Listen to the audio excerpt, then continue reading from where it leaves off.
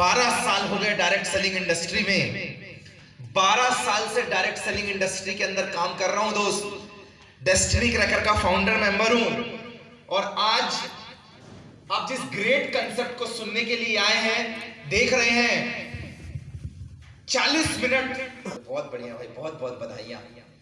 मेरे को एक बात समझ में आई कि मेरी माँ का तो कोई इंटरेस्ट नहीं था पढ़ने में, लेकिन उसकी माँ 50 साल में ग्रेजुएशन कर रही है। मैं अमित द्विवेदी की बात कर रहा हूँ। 50 साल में ग्रेजुएशन कर रही है। मतलब आदमी के सीखने की कोई उम्र नहीं है। बहुत समय पहले मैंने किताब में पढ़ा था कि अगर आपको कोई गिफ्ट दे तो खुशी से उसको एक्सेप्ट कर लेना चाहिए, ले लेना चाहिए। हमें ये नहीं देखना चाहिए कि गिफ्ट छोटा है या बड़ा, चमकीले तड़कते भड़कते कागज में पैक होकर आया है या सिंपल से कागज में पैक होकर आया है। इस बात से फर्क नहीं पड़ता है। फर्क इस बात से पड़ता है कि गिफ्ट में आपके लिए क्या आया है। अगर आपको यह समझ में आता है कि हाँ, करियर और फ्यूचर मुझे बनाना है, मुझे अपनी गरीबी दूर करनी है, मुझे अपनी जिंदगी में एक रास्ता चाहिए, तो यकीन मानिएगा MYL का गिफ्ट आपके लिए डिंडोरी में आ चुका है। जो आ चुका है। पेशेंट थे वो, यही पड़ोस के अनूपपुर का रहने वाला हूं। जिस शहर में आप रहते हैं, ये मेरे मामा का घर है। ऋतु स्वीट्स अगर आपने सुना हो, सागर बैठा हुआ है। जी सर। मामा भाई है मेरे, ये सगे मामा। कहने का मतलब मेरी मम्मी यहीं से। जिस गांव में हम लोग शायद 1 या 2 बार 4 बार गए होंगे। बात कर रहे थे 100 रुपए की, कि 100 रुपए लगाया, 100 रुपए देख के मत सुनना, ये सुनना कि वो 100 रुपए किस लिए लगाया। मैं उस 100 रुपए की बात करता हूँ। बहुत मुश्किल होता है जब 100 रुपए कमाने और 100 रुपए देने वाला हाथ आपके सिर से हट जाए। बहुत मुश्किल होता है।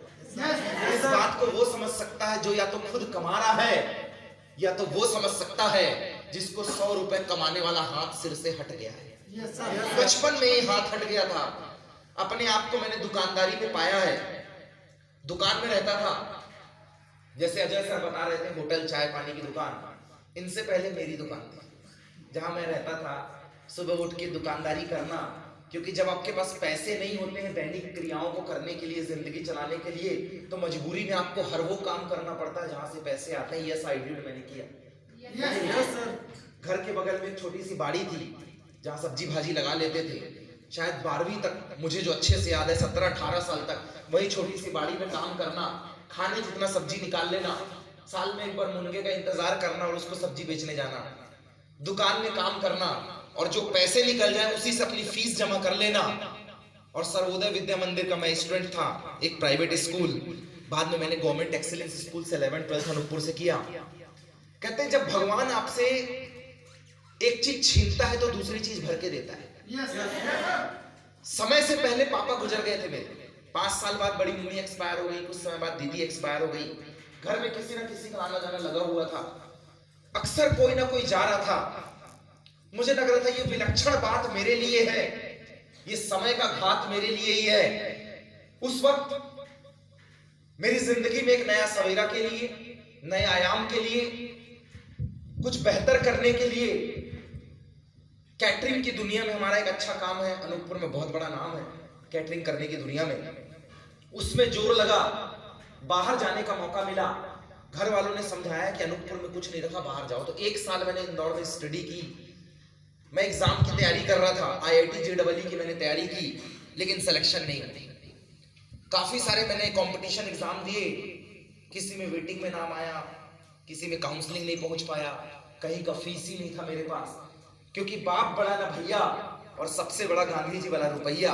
जिसके पास रुपया वो दमदार, जिसके पास रुपया नहीं है वो दमदार होके भी पुअर है। क्या मैं सही बोल रहा हूँ? आजकल शरीर में दम हो ना हो, जेब में दम होना चाहिए। शरीर 5 फुट का है, शरीर 6 फीट का है, जेब में दम नहीं है तो आदमी में दम नहीं है। लेकिन शरीर 4 फुट का है, हाइट नहीं है, पर्सनालिटी नहीं है, देखने दिखाने में बिल्कुल नहीं है, लेकिन अगर रोले रप्पा वाली 4 व्हीलर से उतर जाए तो उसमें अपने आप दम आ जाया करता है, क्योंकि पैसे में दम होता है। गाइस, देगा तो होगा खराब, और मैं लग गया पढ़ाई में। मुझे यह समझाया गया कि गरीबी दूर करने का रास्ता होता है पढ़ाई, अपनी स्थिति बदलने का रास्ता होता है पढ़ाई, अपने घर के हालात बदलने का रास्ता होता है पढ़ाई, अपने आप को बेहतर जिंदगी जीने का तरीका होता है पढ़ाई, लोगों के बीच में नाम फेम करने का तरीका होता है पढ़ाई, और इस एक अंधविश्वास वाली कल्पना के पीछे लग गया। 10वीं 2006 में जब निकला तो मध्य प्रदेश में टॉप 10 में आपके इस दोस्त का भी नाम था, क्योंकि पढ़ाई के पीछे मैं पागल था। जब मैं जिस स्कूल में मैं पढ़ता था उस स्कूल में टॉप पोजीशन में नाम था, टॉप 10 में नहीं घुसता था, टॉप 1 में पोजीशन में नाम था। लोगों के 90 नंबर आना मुश्किल बात थी, 90% मेरे आया करते थे। I was a topper of Anuppur district. लगातार 12 साल मैंने उस डिस्ट्रिक्ट में टॉप किया है, और शायद इसी वजह से मेरे दिमाग में भी सॉफ्टवेयर सेट हो गया, पढ़ेगा लिखेगा तो बनेगा नवाब, और जिसकी पढ़ाई नहीं है वो जिंदगी में कुछ नहीं कर सकता।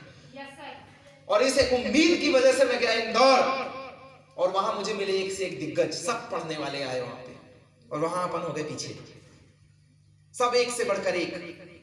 अच्छी रैंक नहीं आ रही थी लेकिन